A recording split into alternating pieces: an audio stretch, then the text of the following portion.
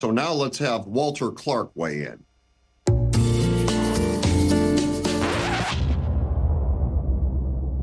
Let's welcome in our legal expert, Walter Clark. And Walter, thanks for being here tonight as always.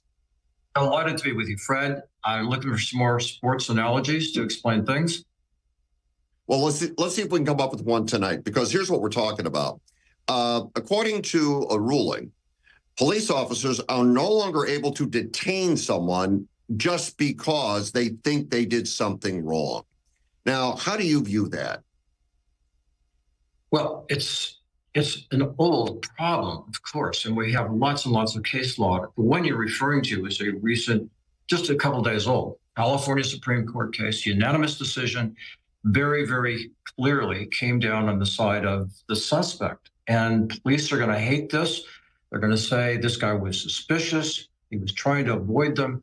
And the contraband that was found was tossed out. So another criminal gets off on a technicality. That's the way they're going to see it.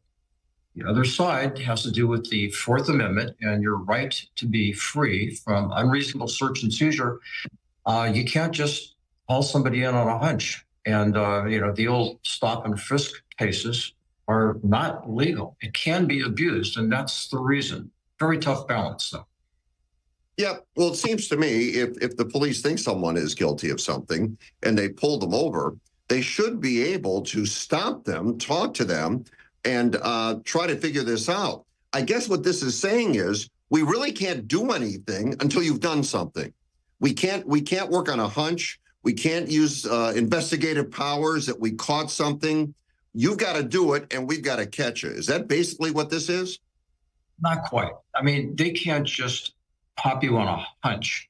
They have to have the ability to articulate other circumstances and reasons. So when you're dealing with a problem like in this case, a fellow is bending over to tie his shoes, he's entitled to do that.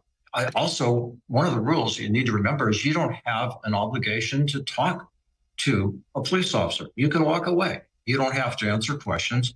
And what the police did here was just assume that he would have evidence. So they patted him down. They found a key to his car. They searched the car. And of course, they found evidence. But the most important rule, if they get evidence without following due process, so to speak, then that evidence is tossed out. All right. Walter, thank you as always. Have a terrific weekend. Delightful. It's good to see you, and you have a great weekend.